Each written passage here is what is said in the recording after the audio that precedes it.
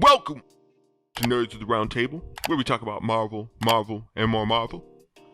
I am your host, Snails, the Marvel Nerd, and I am here with King Tut.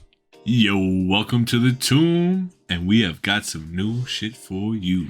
We're gonna talk about Disney Plus Moon Knight. That was the dopest intro to a new character ever. That was absolutely incredible. When they said they did their homework on this character, they absolutely went through every single chapter, every sentence, and every single picture.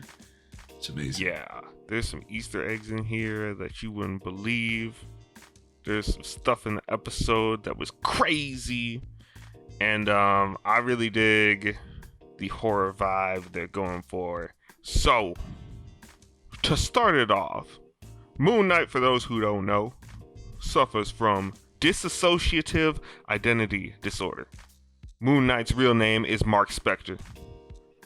The guy who we are starting out with in the show is Stephen Grant. Stephen Grant in the comics is a billionaire like Bruce Wayne. Money. In the show, he's just a bumbling idiot. Stumbling, bumbling idiot.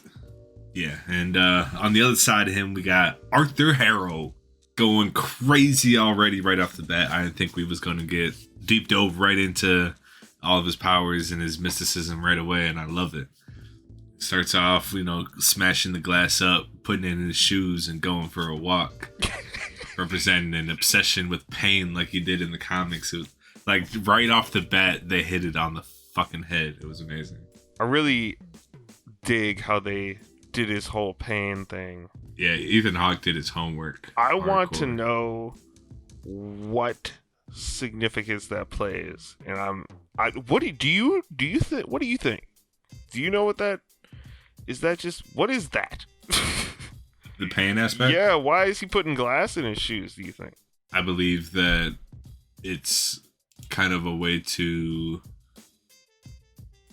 show the body's strength through weakness. Okay. Because that's kind of what he's trying to dissolve in between people in general with his judgment. It's like, are they fair or are they not fair for life? I think it falls on that same aspect. I feel it. Man, this is crazy because this dude was only in like one comic. He had like Hitler connections in the comics and like was doing Hitler's like basically just researching pain for Hitler. But no, I dig how they are making Arthur Harrow like a cult leader type person and have like Ammit. Ammit is the Egyptian goddess that judges like one's heart and weighs it with a feather. And if it weighs more than the feather, then that means the heart is pure. If it weighs less, that means the heart is not pure. And when it weighs less, Ammit then devours the soul, and then the soul remains restless for eternity. And it's amazing how it's so on point with the real curses of the Egyptian gods. I love it. It's amazing, bro. It's so well put together. Like, the writing is so good, and the writer, I just want to throw out there, is also gonna write Nova coming up. When that gets going. No, I dig that, man, and I dig that they made Arthur Harrow more of a threat, and like also made us as the audience realize that multiple characters now, not just Moon Knight, not just Arthur Harrow, can be possessed by or be the earthly avatars for these deities and these demons. So that's just cool because then now we got like this understanding of this is possible and this is how it works. So then we go from Arthur Harrow walking out to Mark in bed with him tied to it. There's sand on the floor around his bed, and also there's tape on the door, used to see if he leaves. Apparently, Mark has other ideas. So he's talking to his fish Gus, feeding him, and then he keeps calling throughout the episode his quote unquote mom, which doesn't make any sense because, as we now know, because we've explained it in the beginning, Steven is not a real person. Steven is a personality. So you ain't calling your mom Steven. You calling just some random number or some, like, I don't know, you're just tripping. But anyways, he works at a British museum. He works at the British Museum, and knows a lot about Egyptian history because, as we see later in the episode, he tries to stay up all night, and he stays up all night by reading the Egyptian history and about the gods and whatnot. And when talking to a little girl and explaining the reason why they used a hook to pull out the organs and left the heart in there intact, Amit needs to judge the heart. And while talking to her, she says, "Did it hurt when you were judged or whatever?" Which he responds, "I'm still alive." He's not sure why the little girl asked him that. I don't know why the little girl asked him that. That was weird. Little girl must have foresight or something, or some sort of, can see something. The way Moon Knight gets his powers is he dies underneath the statue of Khonshu in an Egyptian tomb, and Khonshu comes to him when he dies and offers him a choice: either die or become my avatar. He chose to become the avatar. He came back to life, and now he is Moon Knight. Khonshu, for those who don't know, is the Egyptian god of the moon, the god of vengeance, and the god of time. Time. He is not good or evil. He just does whatever the fuck he wants. Cause he's a badass. Cause he's quote unquote a dick. And they snapped with the CGI and artwork for him. It's almost a spitting image of him out of the comics. It's incredible. Khonshu, the CGI they got is amazing on him. I want to talk about his date. Go ahead. That he has. I feel like she's more important than we think. Because did we see what her name was? Man, I have no clue. Her name can't just be woman. That's what I'm saying. Hold on. Shit's crazy. Just woman. She didn't have a name. She was gonna go on a date with him, and her name is Woman. Is her name Dylan? Is that her name? Saffron Hawking? Dylan. Oh, no, Dylan.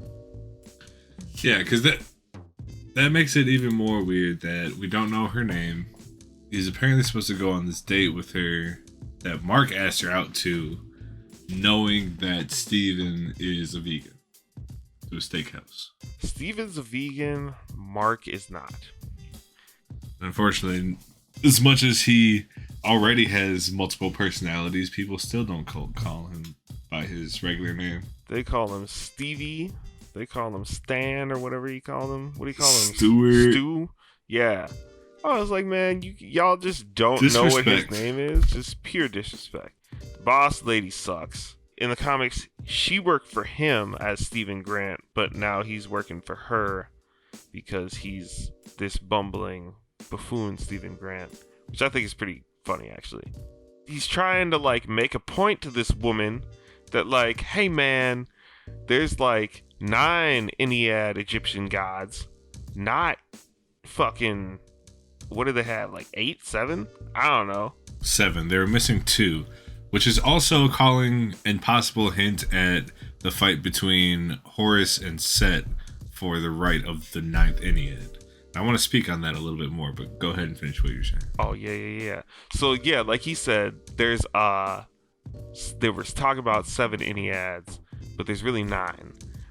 Sun God Atum, a.k.a. Ra, Shu, Tefnut, Geb, Nut, Osiris, Isis, Set, and Nephthys, but also Horus is also part of the group sometimes. Sometimes. And now one interesting thing about it, the image we see in Moon Knight of the poster, he's holding the poster of the 9 Egyptian gods, and we see Horus and Tefnut on it. For them to have Horus on the poster itself means they're recognizing Horus as one of the Egyptian gods. Mm-hmm. Mm-hmm. Now, if there is the fight between the Enneads, we could be seeing a lot come forth. Like, I mean, we're seeing Ammit in his avatar form, right? Like with Arthur, and I'm assuming that we're gonna see more show up into their avatar form, or at least show their faces in some type of way. I hope so. That would be dope. I've been waiting for an Egyptian god storyline for so long. I am so happy. King Tut! The other thing I want to point out real quick is they live in what is called Celestial Heliopolis, which is a city in a different realm. And also I want to point out that the Panther goddess Bast is also a Heliopolitan. This is like the pocket reality that they all fled to. The Egyptian gods, like that we all just mentioned, are in the pocket reality. Yeah, and that's where they reside. But they, like, Ammit is trying to come from that reality to our reality through Ethan Hawke, Arthur Harrow. So that's kind of what's going on. In Atum, for those who don't know, there was a god war back in the day where all of the gods of Earth pretty much were fighting with each other, and goddess Gaia begged to the demiurge, the embodiment of life on Earth, to impregnate her with a means to destroy this chaos and this destruction and whatever. Which Atum is born, and then he starts killing out like a large majority of all these gods. Like, all of these gods fled into their own separate pocket realities, which is why there's a pocket reality that holds all of the Egyptian Ennead gods and any other gods out there that survived that crazy massacre. And Atum basically flew into the sun, became one with the sun, and then became Ra, the Egyptian god Ra, and then started having all the babies who are the Ennead. Moving on, there's a gold guy that Steven talks to, who was credited as Crowley, and Crowley in the comics is an informant of Moon Knight, who's a homeless guy who just basically like tells him what's going on the streets. Basically like a human police scanner. Exactly. And then we get to see a little bit of his nightly routine with the audio tape and, you know, like keeping his mind busy with puzzles, which is where the Rubik's Cube comes in. And he's doing a lot of reading, but he's reading mostly about Egyptian history and gods and whatnot. The nightly routine of Moon Knight. Basically keeping himself awake as long as possible. Don't know if he ever finished the Rubik's Cube, but we see him slip into what he thinks is a dream. Waking up on this island and apparently with a broken jaw, which his jaw wakes up with was a broken messed jaw. up, Real messed up. He was able to. I feel like it's. I know Moon Knight doesn't really have a whole lot of supernatural powers, but it kind of seemed like he did a little fast healing with that one. Yeah. How fast he. Well, also, Moon Knight has a really high pain tolerance, so maybe like he his pain's kind of dulled, so he didn't react like quite the way normal people would react, even though he's Steven at the time. But I think, just a testament to like Moon Knight's durability right there. This dude just and then hearing Khonshu's voice is such a good voice for Khonshu. Boomy. It's so boomy. I like that it's so huge. Makes him seem giant. In the background of one of the, as he's being shot at, after he wakes up and turns around and feels Khonshu behind him, turns around, sees them dudes, they shoot at him, he's running away. In the background, we see a castle, right? The castle looks almost identical to Doomstadt from the comics, which is where Doctor Doom Dr. Doom's that is Dr. Doom's castle in Latveria. So I assume from seeing that we were just in Latveria. That was a Dr. Doom Easter egg. And Doom is coming, and beware Secret Wars. Did you know I did about see that? it, and I've been trying to. I've spent most of my day today trying to figure out what that place is that he's racing through and is fucking running from or whatever, because they don't say it ever. Nope. The writing on the side of the ice cream van is almost German. Right. And on the cupcake box, it says von Doomstadt, I think, right? Or Doomstadt? like Durastall or something. Oh, okay. Durnstall. But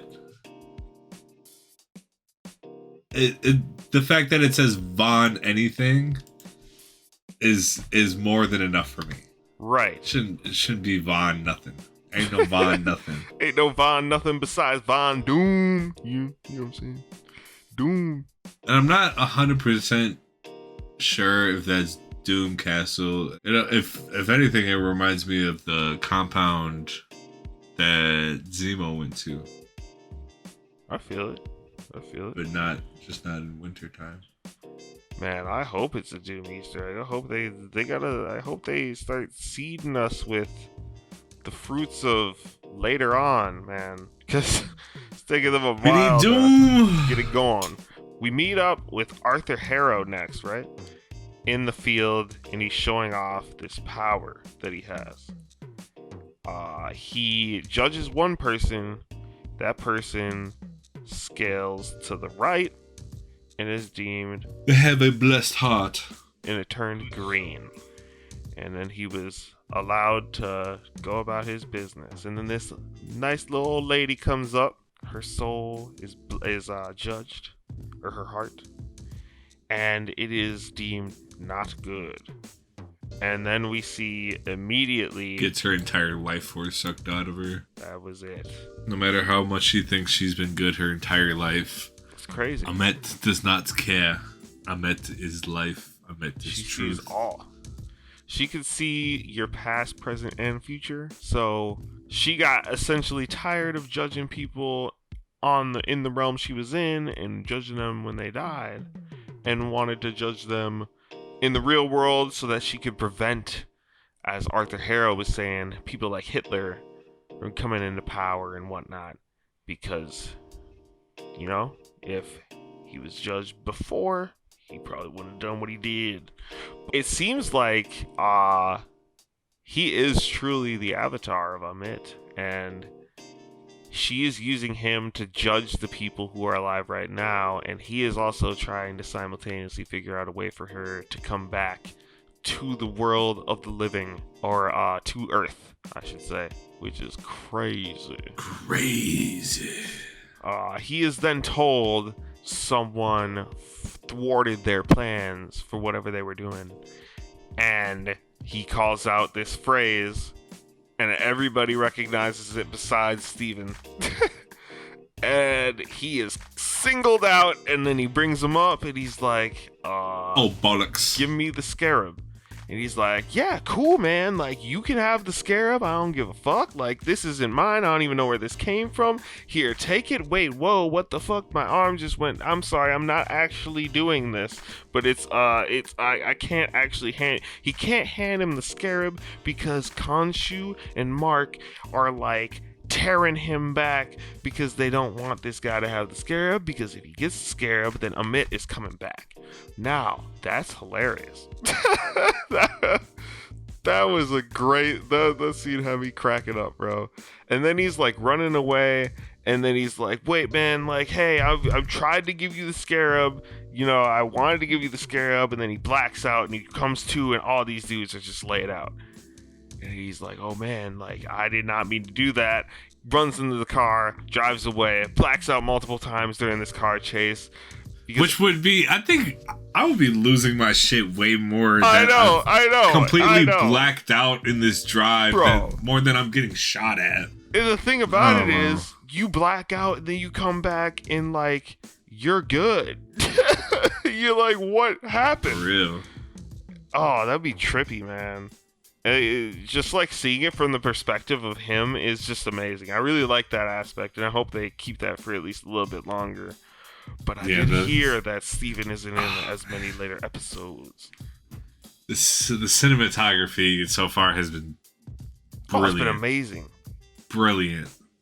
Bloody brilliant. Like, from the double reflection shot in the water to the car chase, I was like, oh my god, this is incredible. Yeah, if the whole show is like this, where with these crazy cinematic shots, man, I'm gonna lose my mind. And if they stick so with creative. it as a limited series, and this is the only season we're getting of it, put it up for every award possible, please.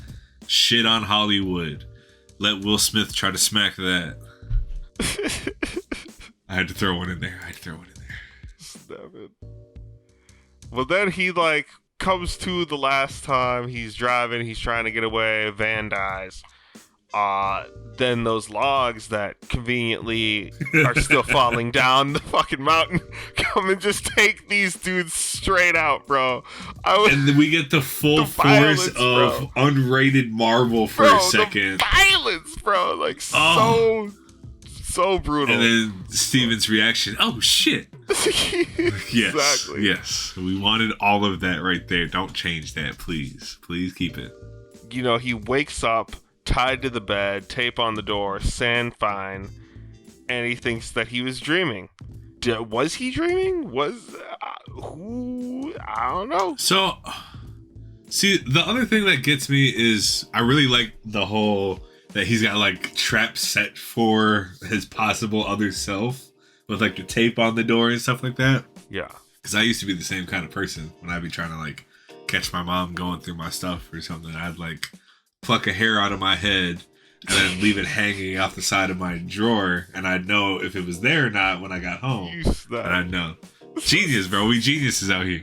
And so I got that feeling with that, but it was weird that there was nothing so far, at least, that signified that he wasn't dreaming. Like it's almost like this personality that he went and visited was in his mind. Like, this was, like you said, like this could have been in like the Egyptian gods are in this pocket reality. Like, this could have been in a pocket reality in his mind, like going in fighting with Khonshu whenever he falls asleep. So. Who knows, man? Who knows what the fuck is going on? There's a hell of possibilities right now. Cat, can you leave my Cheetos alone, please? Go. Go. Try to eat your hot Cheetos, bro? My Cheeto Puffs. No, I can't have for that. A second, bro? Wow. Yeah. I'll be real, son. Anyway, I was rudely interrupted. Yes. We are going to get some of the greatest camera work. Oh man, it's gonna be violence from this shit. Trippy. It's gonna be trippy.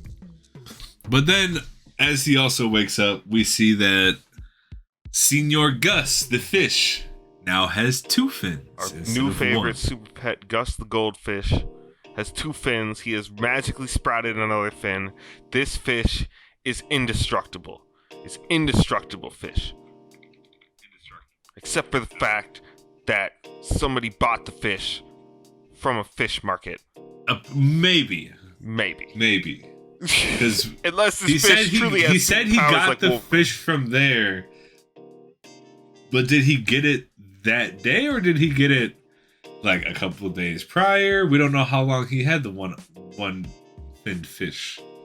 Well, we know for a fact that it's been at least 2 days because he goes to his date and he calls her like, "Hey, what's up? I'm here." And she's like, "Bitch, that shit was 2 days ago." And he's like, "Oh, it was?" And he asked the waiter what day it was. And he was like, "It's Sunday." And he's like, "Confirmation confirmed.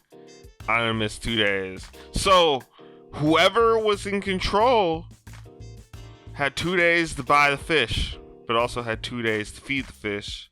So why didn't they just feed the fish instead of kill the fish? Gefilte fish. Gefilte fish. Gefilte fish!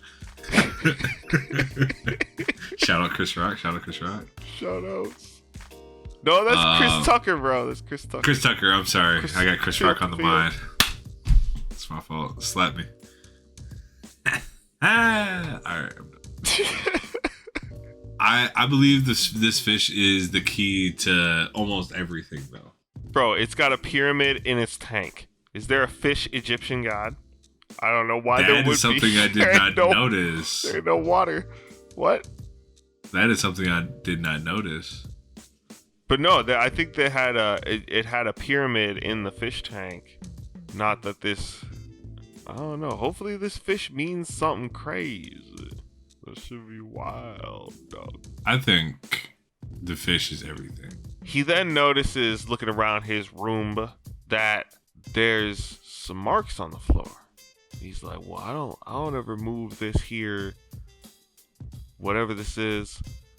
And then he moves it, and he's like, well, I don't ever step on top of this and grab something out of here. So then he steps on top of it and he grabs something out of there, and he finds a phone, a charger, and a key. Now, he then looks through the phone and he sees that there's a whole bunch of missed calls from Layla. But along the way, you see this name, Duchamp, right? Duchamp. Jean-Paul Duchamp, a.k.a. Frenchie, a.k.a. Moon Knight's Alfred, a.k.a. he is Batman, a.k.a. Thank God they're doing this right. Exactly, bro. Yeah, it's so great. And hopefully we see Duchamp later. Unfortunately, hopefully we'll still get a little bit of Gaspard along with it to just keep this ball rolling keeping everything copacetic right now. I'm loving it. If they don't put him in there, I'm still okay with it because of obvious unfortunate circumstances. And Duchamp is a little history on him. He used to be a merc. He used to be a soldier. He used to be a pilot. So he got the skills. And he's Moon Knight's extra dope Alfred. Now, he's got a whole bunch of Layla missed calls, right? And he's looking through the phone, he sees Duchamp. He's like, oh man, Duchamp called me. Don't really care about that. Who's Layla, right? Layla's all throughout the phone. Layla then calls the phone. Steven then answers the phone. Steven's like, what's up? What you doing? Who's this? She's like, Mark, where are you? Why are you talking with this weird accent? What you doing? It's been like 2 months. Was it 2 months? Was it 6 months? How many months? Calling him nonstop for 2 months. And then she's like, I don't know who Mark is. Who are you talking about? What is this? She hangs up. He's like, whoa, that was weird. Then Mark says, stop looking, right? Mark says, stop looking. He's like, what? Who? Somebody's having a laugh? What's going on?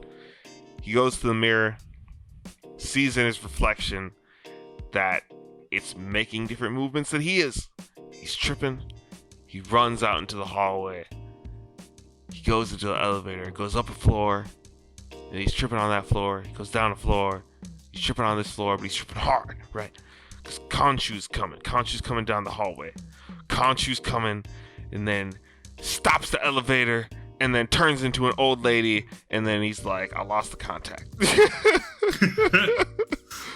Yeah. Oh, man. And then Khonshu, like, jump scares this man into a day later when he's on a bus. And then Arthur Harrow's on the bus, follows him off the bus, and then he's, like, baited into, like, following this man into this place in the museum where they could talk in silence, and then Arthur judges him, but it doesn't stop. Reason why it doesn't stop is because he's got chaos in him because he's already dead. He already died, and now he's Khonshu, and now he's Mark, and now he's Jake, and now he's Mr. Knight, and now he's Moon Knight, and I don't know who he is right now, but... Well, I think they're sticking with the three. I think there's going to be Mark, Steven, and Mr. Knight. I feel you, but I also heard that Mr. Knight was going to be Jake Lockley, and I also heard that Mr. Knight wasn't going to be able to fight. Why? No, don't do that. They wouldn't do that, but I don't know. I did hear that like they might merge the personalities. Like Mark is Moon Knight, Jake is Mr. Knight, Steven is the bumbling buffoon. I don't know. I could understand that. I wouldn't really like that because I'd rather there be two forms of fighting instead of one. Mm-hmm. But they're going hardcore for the trifecta face. Like you're seeing 3 reflections of him literally everywhere. Exactly. And only 3. Exactly. I feel that. And maybe like the others will be introduced later, but for right now, there's they don't want to go. They don't want to drive. They Oscar can't like Isaac be too like, crazy. hey, here you go, and throw it in your face. He's gonna go crazy. He's gonna go crazy. So then, yes, it never stops. And then, as we've seen from some of the trailers, we know that Arthur Harrow is summoning these jackal creatures, right? So a jackal creature comes into the museum and he's like investigating. He's like, man, somebody lost their dog and shit. Like, I gotta go find this shit and bring this to somebody, man. Because it's his job. Just trying to do his job. We always just like, why to is do there our a fucking job dog in here in the middle of the night? Why would before there we even get be a ran up dog on in by here? a Like, jackal. so then he goes, he investigates, and he's like, oh shit, that is not a dog. And then this thing is stalking him. And he almost gets got, bro. Like, I was surprised that this man got away. He honestly, we could see him got a little bit because he was in mid transformation when the jackal attacked him. So yes, we don't so quite he ends know up in yet. that bathroom, man. They have a little exchange in the mirror, him and Mark and Steven. And then we see the money shot, right? Well, yeah. We see Preface it. them arguing back and forth. We see the money shot. Yeah. Accepting full transformation before he quite gets there. Jackal attacks. And then 2 seconds later, Jackal screaming for his life, trying to crawl out the bathroom. That Jackal was so scared, bro. I was like, oh, dang. Shit. And then I was he like, just, do I see human eyes now? Bro, he literally like dragged this thing and chucked this thing against the wall and then beat its ass. Which shows how much strength he has. Like, holy shit. Bro, Moon Knight is tight, bro. I've always loved Moon Knight. Oh my god. Bro. Moon Knight then 3-pieced his ass, knocked his ass out, walked off into the night like a real gangster. And that was it. Credits roll. Bro, credits roll. Let us know what you think about Moon Knights in the comments. What do you think about this episode 1? What was your favorite part? Write what your favorite part was in the comments. And write what you think. Just one thing of what you think is going to happen in the next episode. Let us know. Let us know. We want to know. We need to know. And we'll let you know what we think.